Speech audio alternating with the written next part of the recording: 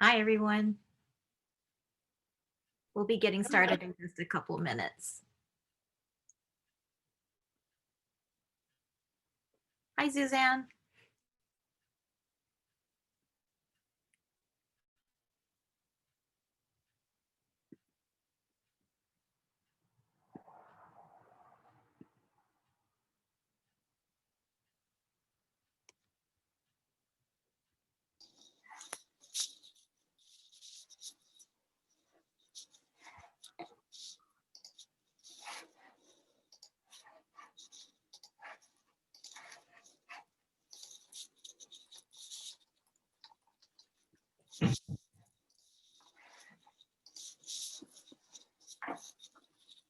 How's everyone enjoying the conference?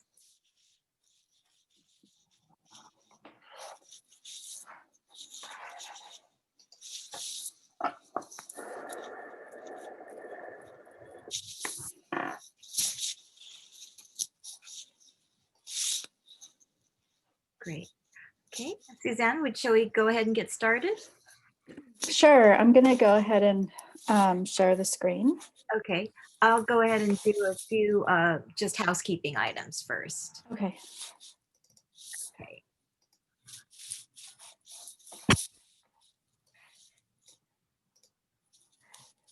So good afternoon, everyone. Welcome to workshop number 4, using multicultural children's literature as a means to discuss social inequities with Suzanne Garcia-Mateus.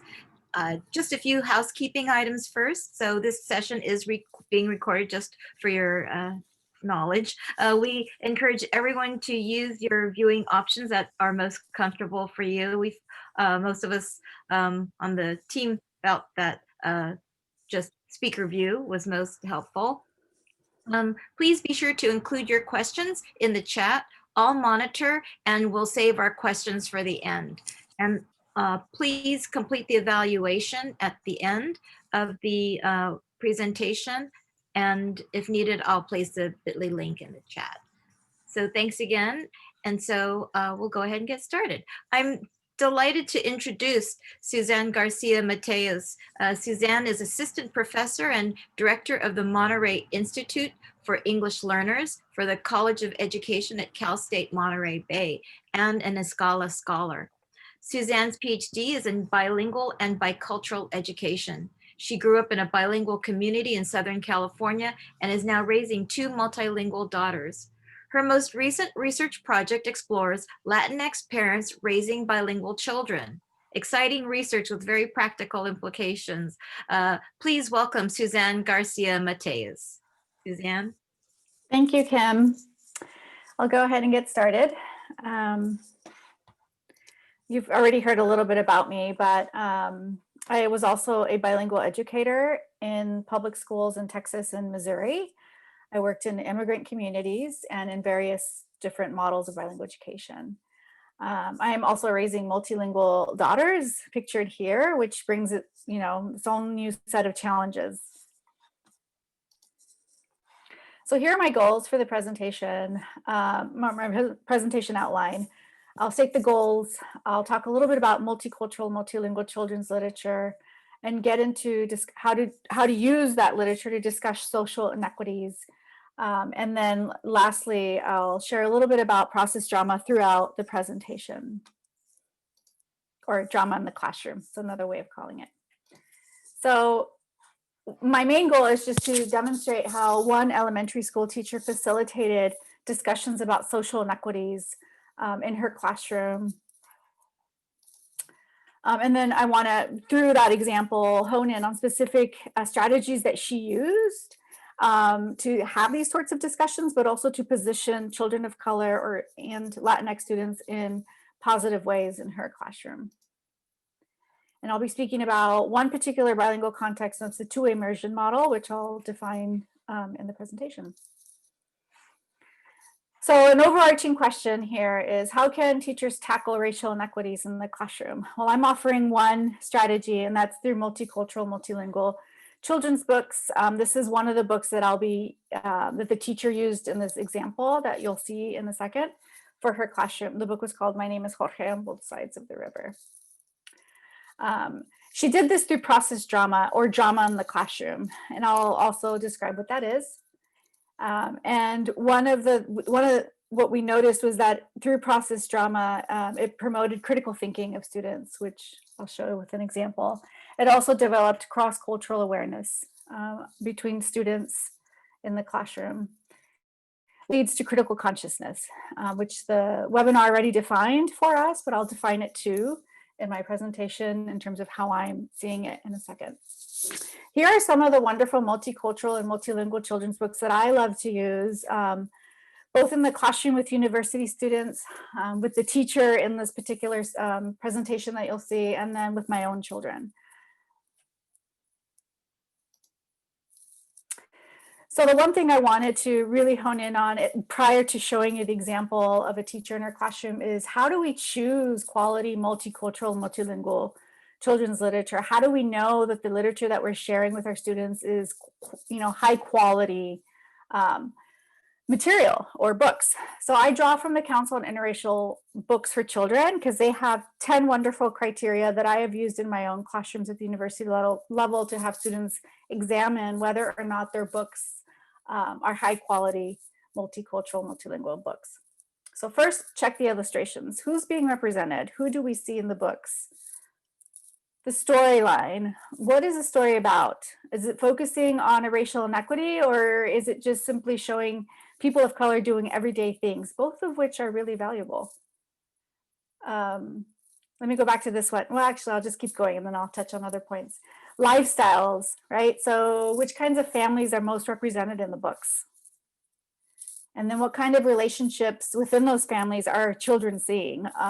If you examine households, you'll see that women are very much the caretakers or cooking in the books. Who are the heroes and heroines in the book? If you really start to analyze this, and one of the things my students have noticed is that a lot of times it's a white person. And usually if there's a person of color, they're like on the side, they're not a main character. And this applies to TV shows too. That said, once we examine some of these bullet points that I have here, I ask my students to consider the effects on the child's self-image if they're constantly being exposed to a certain kind of book or with certain kind of characteristics. It's important to note the author's perspective. So who is the author? Who is telling this story? And are there loaded words? Many times we'll see people of color in the books described a certain way, which as these characteristics here say are loaded words. When was it published? In the mid-1990s, the publication industry made a huge shift and started including more equitable children's books in terms of who was represented, etc. And then lastly, have you considered literacy, historical, and cultural perspectives in the books? How are those being represented? So just some things to keep in mind. There's also a link there that I can share that actually has a lot more information under each of these bullet points when looking at children's books. So today we'll discuss social inequities through the use of multicultural and multilingual children's books. We'll be specifically looking in a bilingual context. Here's another great book that I love called Dreamers by Yuji Morales, which focuses on undocumented immigration. So prior to sharing the context with you, you need to know a little bit about the context. So I like to share that bilingual education is an umbrella term. And under that umbrella term, there's like several different models of bilingual education. The setting that you'll be seeing here today is the dual language education model. And within that, there's two different programs, three actually, if we count them all here that I have listed here. The one I'm focusing on is the 50-50 two-way immersion model. So the two-way immersion model is, and I'm speaking in very black and white terms, it's when you bring English speakers and Spanish speakers together in the classroom with the ultimate goal of becoming bilingual, bicultural, and biliterate. I'd like to add that a lot of our Spanish speakers fall along a bilingual continuum, where a lot of them walk into the two-way immersion classroom already bilingual. The other thing I like to highlight, in particular because the setting that I'm going to share with you all is one that experienced this, the gentrification of two-way immersion. So when many metropolitan cities across the US are experiencing gentrification, so are the schools. And this is important to note because a lot of white families have contributed to the rise in gentrification of two-way immersion programs, including here in the US. And so what does that mean? Well, you know, when you're integrating groups of people, it can create spaces of inequity for marginalized communities. It's no longer a safe space where they have all of their Latinx or, you know, mostly people of color space to be able to speak about certain issues or speak a certain way even. And then lastly, I argue that part of this is part of the neoliberal processes that through these programs continue to commodify and marginalize students and their linguistic resources. I'm both an advocate, I'm both for, I critique the two-way model a lot, but I'm very much an advocate for it. And then within these models, all of the students are considered emergent bilinguals. So they're drawing from their different contexts to develop their bilingualism, and we frame them as not, you know, it's not solely about one language or the other, it's about both languages and learning simultaneously through both languages, which we'll see in the examples here that the children are very much drawing from their linguistic repertoire. We'll also see translanguaging, and if you're not familiar with this term, I have it defined here loosely. So it's the language practices of bilingual people. It's when bilinguals use their languages in flexible ways. It just depends on who they're speaking to and in which context. So I'll leave it at that. It's also, people have referred to it as Spanglish when Spanish and English come into contact. The theoretical framework I'm drawing from includes a critical pedagogy, and this includes the use of multicultural, multilingual books. Because it includes the perspective of marginalized communities. So the books that you will see here today include immigrant communities, Latinx communities, where Spanglish is spoken, where Spanish is spoken. And and we'll see the kinds of social inequities that come up through the use of these books. And this is the way I'm defining critical consciousness for this particular setting. It's an awareness of social inequities that exist in society and the ways it can affect marginalized communities. And I would like to add, more importantly, is that what we do with that knowledge, right? The action piece of it is crucial. I won't share a lot here, but I collected data at the same school for over 4 years, and each year I collected data 68 weeks. And so this is just a snippet of that data. So a little bit more about the context, the specific school. So I'm calling it Hillside Elementary. They went from a transitional bilingual ed program to a two-way immersion program. And all that means is that transitional bilingual ed had the goal of learning English, right? English was the goal, that they would become proficient in English by 6th grade or 5th grade. Whereas two-way immersion, becoming bilingual, is the goal. So they made a huge shift. The school very much had a history of trying to change the bilingual program to meet the needs of their students. What you should also know is that the language of instruction was separated by content area. So math was in English, social studies was in Spanish, language arts could be in either English or Spanish, depending on the cohort of students in the classroom. They also had a language of the day, just to increase the status of Spanish, and the students were paired up. So through bilingual pairs. So one student was Spanish dominant, one student was English dominant, or one student was bilingual, one student was, you know, English dominant, and they're paired up to complete tasks together throughout the day. So as I mentioned, I followed a cohort of students over 4 years. So the students that you'll be seeing in this video is during their 1st grade year, but I followed them from kindergarten through 3rd grade. And within that, there was significant changes in the school demographics. As you can see here, 60% of the students in 2009 were Spanish speakers or from a Latinx background. And when I collected data, half of them had left for different reasons. And then most recently, the numbers kept on shrinking. So the question I'll be exploring is, how can teachers promote critical awareness about social inequities that affect communities of color? How can teachers tackle racial inequities in the classroom?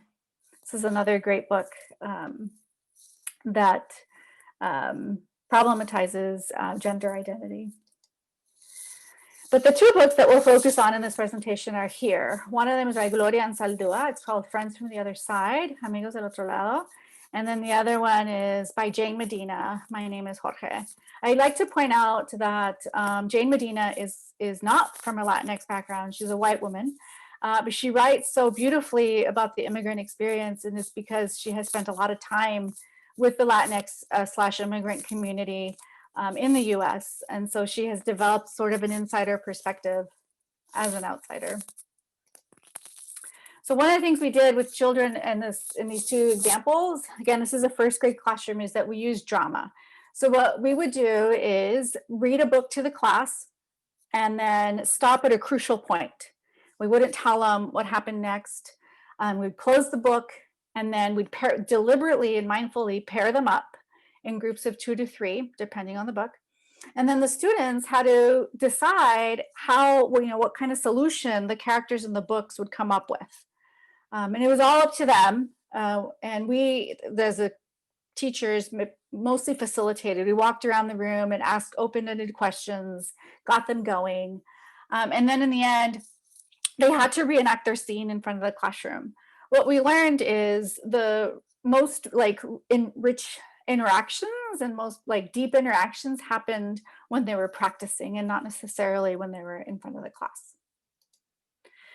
So the first example, and I'll need some volunteers, maybe someone that knows Spanish, and then the other two are two students in here that speak English, because we'll be reading a transcript together. But I want to share a little bit about the teacher. So this is a quote by the teacher that really describes who she is.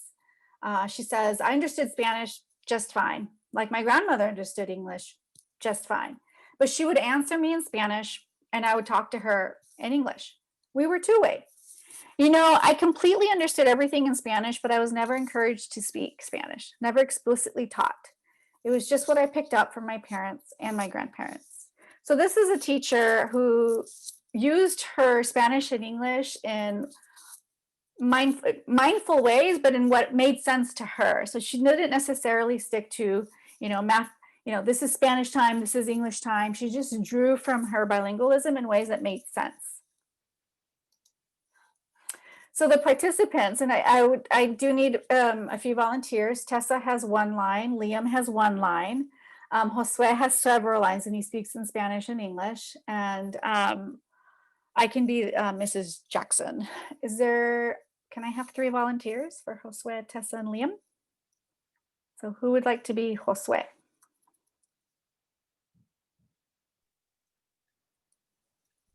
I can do that. I speak Spanish. Okay, thanks, Monica. No problem. How about Tessa? I'll be Tessa. Thanks, Dion. And Liam? I can be Liam. This is Angie Beck. Thank you. So before I show you the transcript, I want to read a poem. Oh, actually, that's example 2. So before I show you the transcript, I want to tell you what's happening. So this is from the first book that I mentioned, Friends from the Other Side. And in the story, there are several characters, but one in particular it's occurred on the border, the US-Mexico border. One example is of a little girl trying to help her friend hide from immigration because there was a raid in their neighborhood. And so the students reenacted the scene, and then we had a conversation. And Josue, who Veronica is speaking for, he opened up. He normally didn't speak in class. He was bilingual. He was just a quiet kid. But what you're going to read is him opening up about a connection he had to the book. Okay, so Josue, you're first. So just read his lines there? Is that? Yeah, you don't have to translate it. Just read whatever is not in parentheses. Okay. One time, my grandma, the police called another police y la llevaron para atrás a Texas. Texas or Mexico? A Texas. Did y'all hear what Josue said? Is it okay if I tell them what you just said? Sure. Josue said that one time, his abuelita or abuelito? Abuelita. His abuelita was here in Texas and they got stopped in the car. Yes? I'm nodding my head. They got stopped in the car and the police officer called another police officer. Who do you think that other police officer was? The Border Patrol? The Border Patrol? Jose nods. Nodding again. And what did they do, Josue? La mandaron para atrás La mandaron para atrás. porque no tenía el sticker del carro. But where did they send her? Para atrás. So now what I'll do next is read my analysis of this, and it'll touch on the ways in which the teacher was positioning the students and how it validated Josue's experience. So Josue begins his story with a relatively standard storytelling form in English. He says, one time. But when the subject matter becomes sensitive, he switches to Texas colloquial Spanish that likely echoes the language he heard at home when the story was being related and retold. The teacher, to clarify, asks him if he means Texas or Mexico. Interestingly, Jose repeats what turns out to be a mistake and says Texas. Nevertheless, Mrs. Jackson deems the story very important, as she asks everyone in colloquial Texas English whether they had all heard the story. And then she retells it in a mix of Spanish and English, maintaining the Spanish in particular when naming the family member who was deported, Josue's abuelita, and when repeating the climax of the story in the most sensitive moment when she was sent back.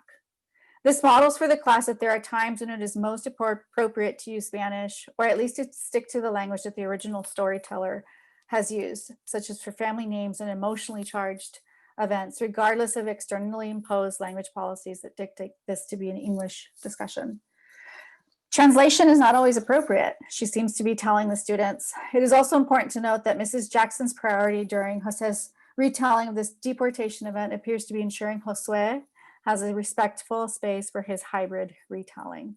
It's not so important to her whether or not the other English dominant children understand every single detail.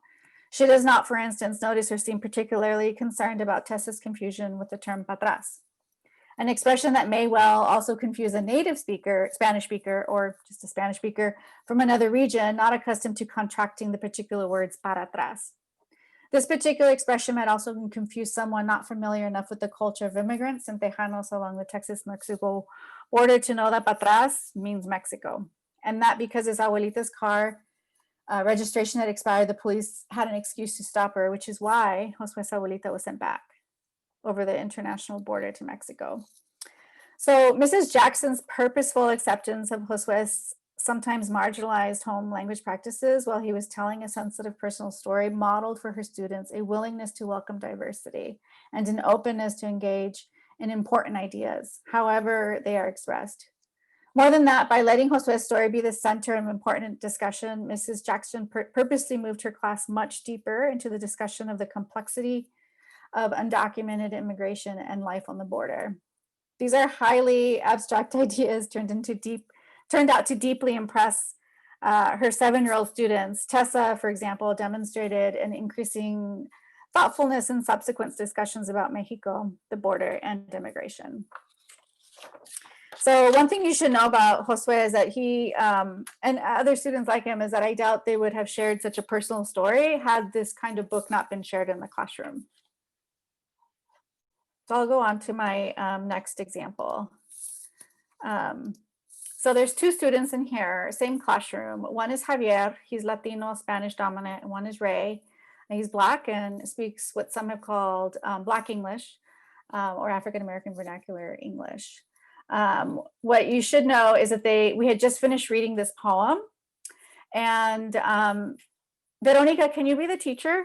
Can you say the teacher lines? Sure. Okay. So we're gonna read the poem and then I'm gonna show you the interactions the students had as a result through drama in the classroom. Teacher? George, please call me Mrs. Roberts. Yes, teacher. George, please don't call me teacher. Yes, I mean Mrs. Roberts. You see, George, it's a sign of respect to call me by my last name. Yes, Mrs. Roberts. Besides, when you say it, it sounds like t-shirt. I don't want to turn into a t-shirt.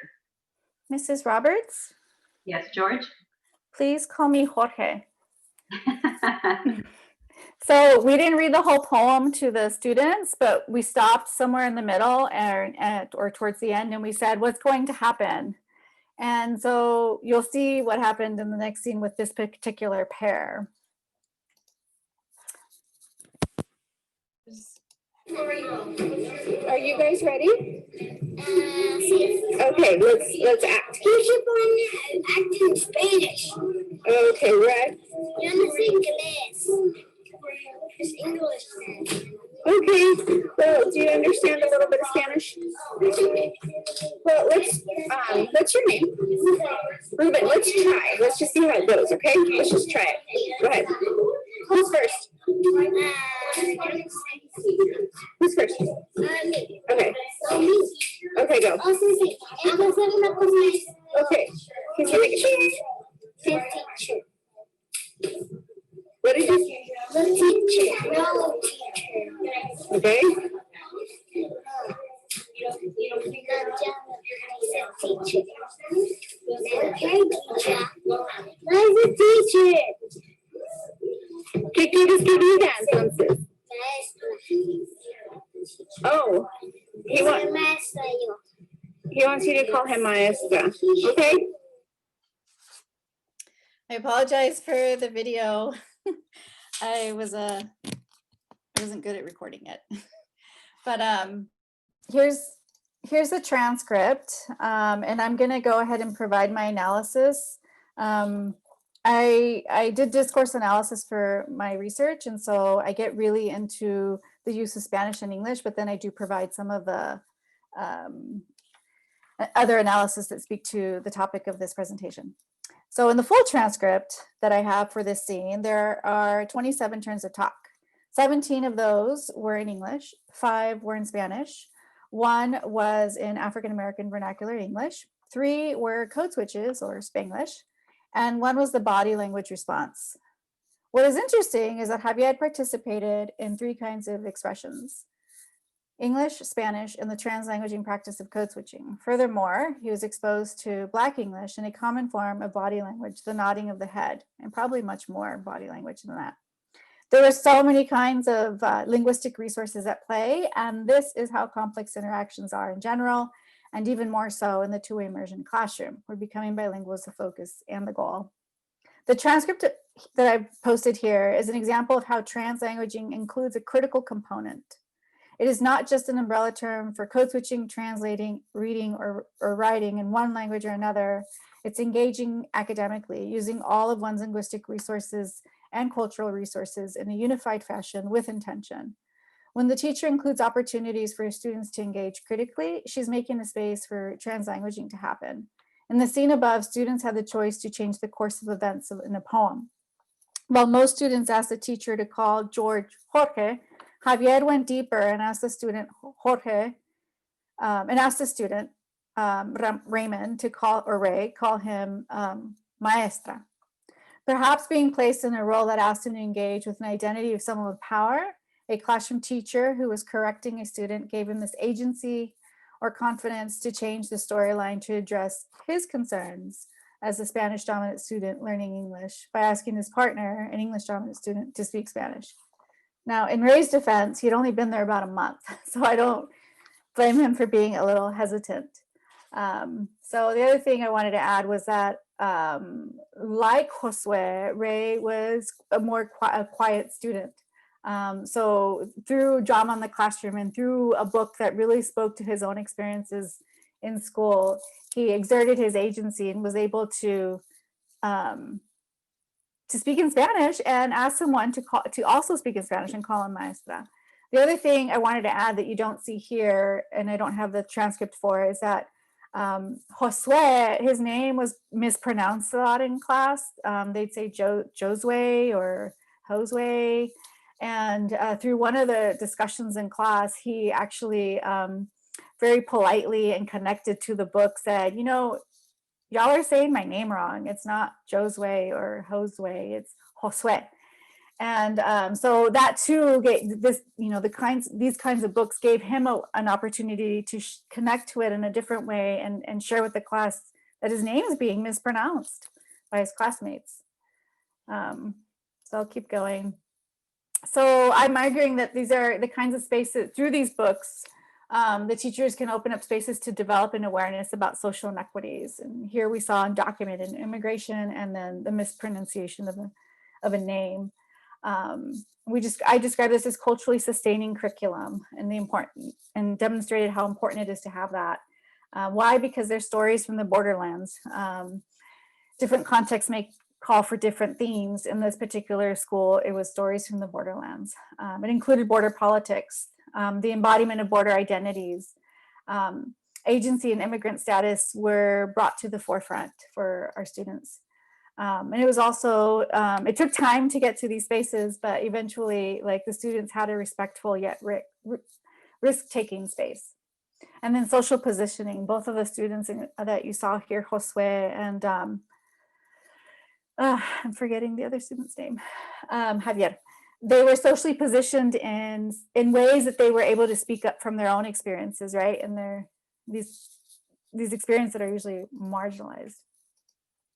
So in solidarity with teachers, I do want to say that, the teacher in this classroom and all the teachers actually in this larger research were very cognizant about the way the students were marginalized within the community or the school at the time. They really did do their best to try to meet the needs of all their students.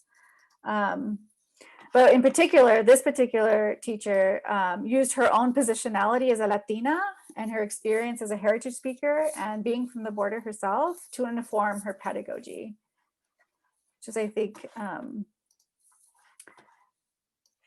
just a little bit more about this. So going back to using a critical and culturally sustaining pedagogy, part of that includes the use of these kinds of children's books, and teachers asking critical questions and open-ended questions, making space for student agency, right? And then the powerful identity construction. So rather than being silenced in the classroom because it's not, the right day for speaking English or Spanish, the students were offered an opportunity to use any language that came naturally to them. I could go on, but one of the things that I wanted to also mention that you may have not seen through these examples is that through drama, other students in the class that were white, really had to critically listen to their peers about their experiences. And within that experience, they developed empathy and learned how to become an ally. I argue in a different presentation that the program didn't go far enough for a lot of our students that were white, but it's a start. It's a stepping stone for sure to get there. And what I mean by that is the idea of developing critical consciousness. It takes a lot of work, and it's one thing to become aware, and it's another thing to take action, right? And these are young students. They do it in their own way, but it is possible. And then lastly, this has huge implications for what happens in the classrooms, but also in the way bilingual programs are designed. I won't get into these topics because this wasn't the focus of our presentation, but I do want to just say that we're re-envisioning and understanding new ways of designing bilingual education to really meet the needs of the marginalized students in those programs, whether they're Latino or Black or Asian. It just depends on the context, but thank you for having me here today, and I look forward to talking with you all about the presentation. Susan, thank you so much. Sure. I have a question. Do you happen to have any a list of books or any suggestions for books, maybe bilingual books on social justice issues? Yeah, I do. I have a list of several links that I've shared with students in the past because I used to teach a multicultural children's literature class that I can share. Perfect. Thank you so much.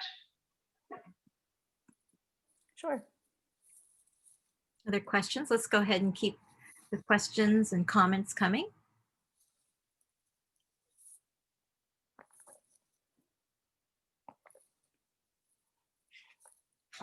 Well, since we have a little bit of time, I can share that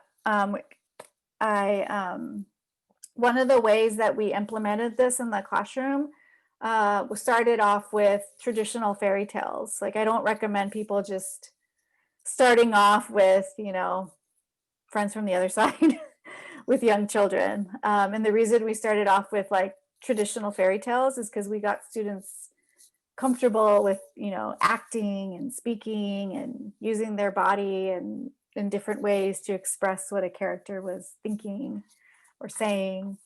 So I did want to share that with you. So someone wrote in the chat, what book suggestions do you have for preschool age kids? I have one book here, I'll go back to it, that I really like using. Let me just open this up. With young children, I used it with my own children. It's called Skin Again is one of them. I mean, there are several, but here, it's this one by Bell Hooks. She's an academic and mostly writes for adults, but she wrote this children's book. It's an introductory book to talking about race. There's also, I can share this later. I know we're going to share our materials later, but there's a teacher, I forgot her name, Vera, the tutu teacher on YouTube. She gets into talking about the Black Lives Matter movement and race. She's also a great resource. But if I share those links, you'll see more for younger children as well.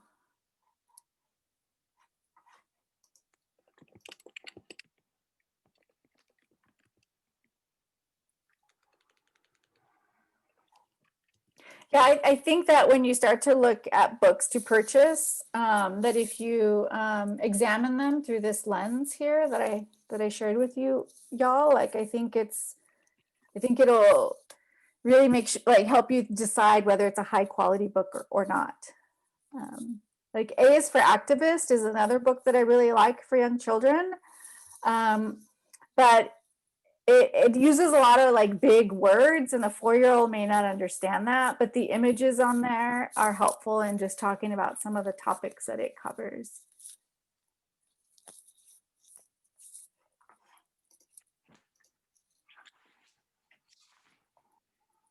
Oh, I do have that slide, Kim.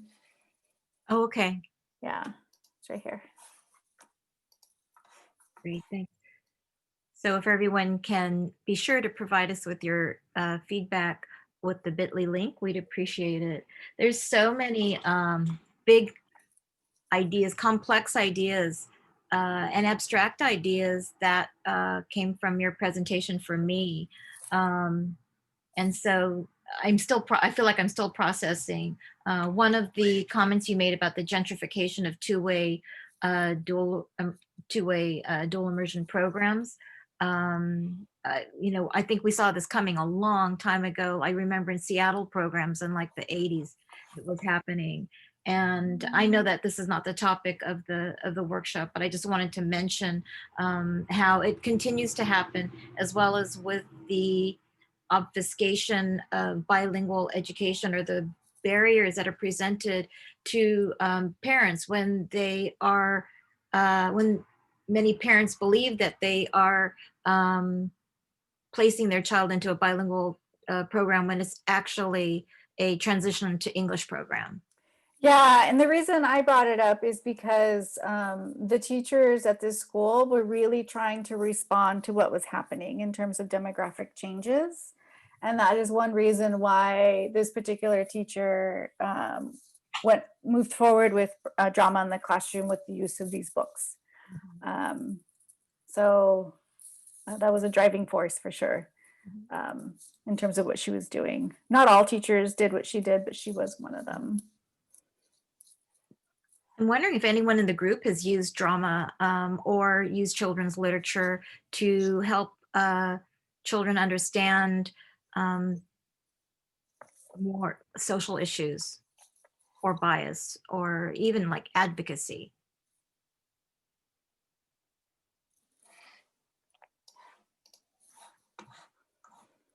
I can speak to it. I can speak to it as a parent. As a parent, Yeah. Well, just because this book is a little older, I work with the 0 to 5 crowd, but the book that sort of opened up a dialogue of conversation with my children who were in elementary school was called Wagon Wheels by Barbara Brenner. And it's a story, and it's a true story of Black Americans who were allowed, after slavery was abolished, they were allowed to move west and claim land just like white people were.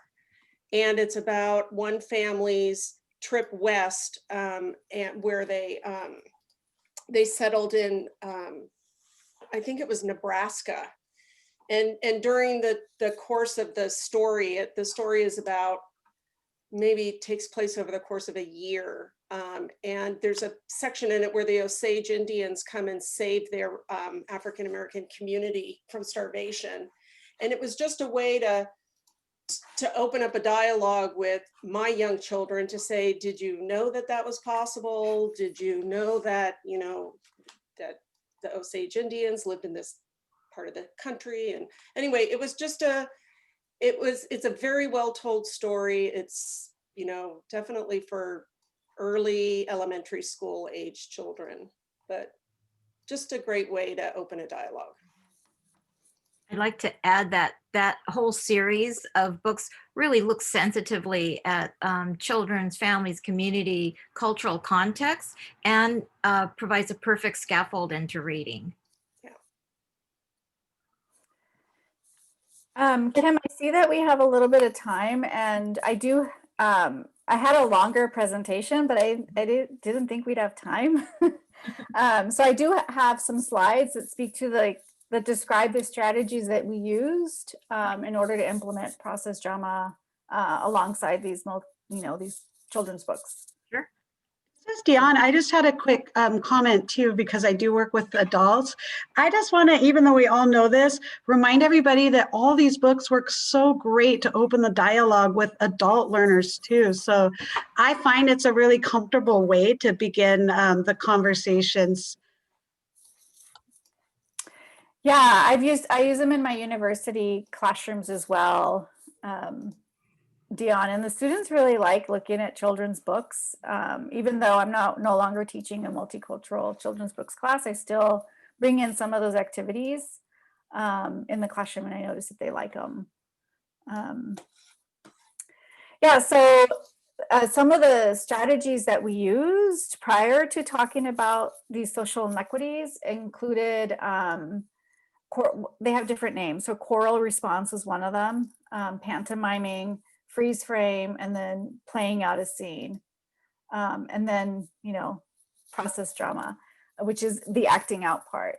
But we started with simple things like, well, I already shared these here.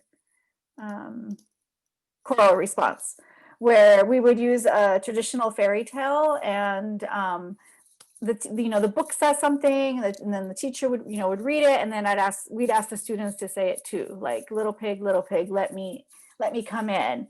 And the kids really had fun with that. And so the more they did things like that, the more comfortable they were by the time we got to talking about undocumented immigration.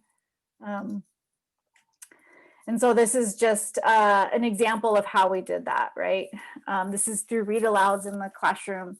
And it all started with, the students are sitting on the ground and the teacher's in front of the classroom. But we gave them flexibility in like standing up and, moving their bodies in different ways to get comfortable with acting.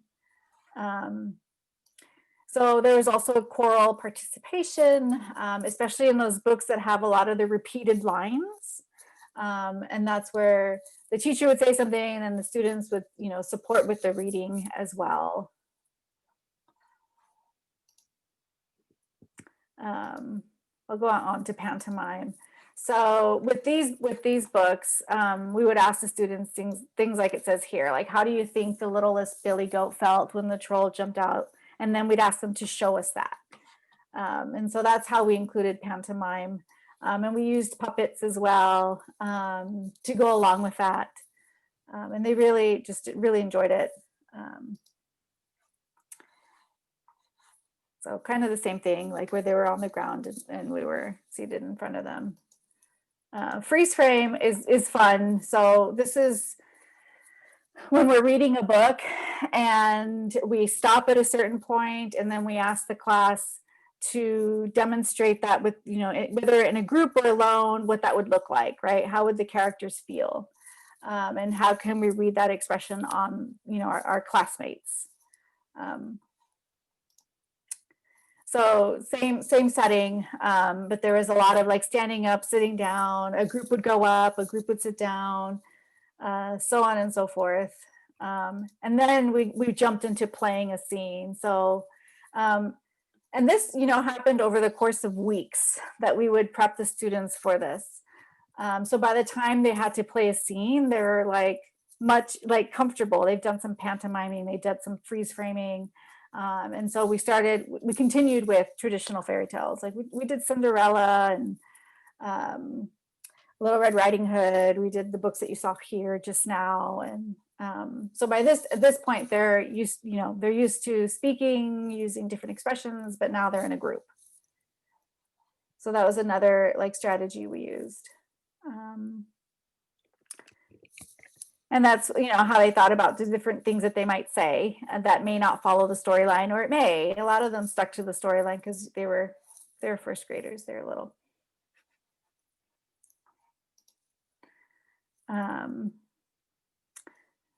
This is just an example of how they would act it out. So they would be in their small groups and the teachers, me and the other teacher, would walk around and ask them questions just to get them going with ideas of what they could do, what they could say. So it involved a lot of that. And I will say that through it all, it was chaotic in the beginning. It was very noisy and it looked kind of messy, but it really got to identifying the critical moments in the story and identifying possible solutions for those critical moments for students. For example, with Cinderella, in one group, little boys had to play the Cinderella sisters, and though they resisted, they eventually gave in, and they had a lot of fun with that. And so through those conversations, when they were in their small groups, we would ask them things, to take on a female or girl's perspective, even if they weren't one, and it really helped them. I would argue, think critically about perspectives within storybooks. Anne had a question about what did the students actually say Cinderella was about? Oh, so I'm thinking of two things. One, the little girl was like, I actually don't need to marry anybody. And I can stay at the ball as long as I want, and nobody can tell me what to do. And then another one, it was the little boys. They were the sisters, the boys acting as the sisters. They weren't even focused on Cinderella. They were mostly, in the beginning, they're mostly focused on each other. Look at you, you look awful. They weren't being very nice to each other, but they were laughing. So yeah, some of them understood the storyline. Yeah, that's what they shared a little bit. I'm just curious because I don't actually, the only thing that I get out of Cinderella is that there's no hope for you. The only way that there's hope is if somebody else comes and saves you. And I think in that same group as Wagon Wheels there's a similar early reader called The Paper Bag Princess. Oh yes. Yes. Self-empowerment. And so we did that one too, actually. And so I like to connect those two together because they have probably heard about Cinderella, maybe seen some version of it in Disney or something like that. And so I think we all recognize that it's out there. And so how do we take what they know and are familiar with and then bridge over to what their options are and where they can find their voice? Yeah, and we in the same classroom we did The Paper Bag Princess, and one of the little girls really spoke from the heart and was really just questioning the boy that was not being very nice to her and just kind of telling him off. So yeah, it was interesting to see how they responded to the different storylines. Are there any other questions or comments that the group would like to make?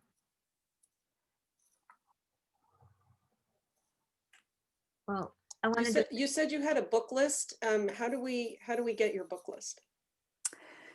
Yeah, Kim, aren't we like uploading our resources afterwards? So Janice Yeah. says it'll take about a week before we get everything loaded up. All the videos, recordings will be accessible as well. Oh, the other workshops that were going on at the same time as this one. Oh, great. Okay, Yeah, so we check back in about a week. On the ACTUP website. Got it. I can add that image to this PowerPoint, the one I'm submitting, and that way it's on one of the slides. Perfect. So I can add the list of, I use a table with a bunch of different authors and poets, but I can also add the web links that describe different children's books for different purposes, whether it's gender equity or racial equity or. Perfect. Yeah. Thank you. Sure. And so if there are no other questions or comments, I want to thank Suzanne for taking us through this journey of understanding multicultural and multilingual children's literature as an authentic way to access literacy, to access understanding of one another, and to open up these discussions, to start the discussions and continue them with children as well as adults. And so with that, we hope to see everyone at the next session with Miguel Zavala, Reclaiming Teacher Education. So we'll see you later. Thank you so much. Thank you. I wanted to say thanks to everybody who volunteered to read as well. Amazing. Yeah. Thank you. Yes. Thank you again. Bye-bye. Bye.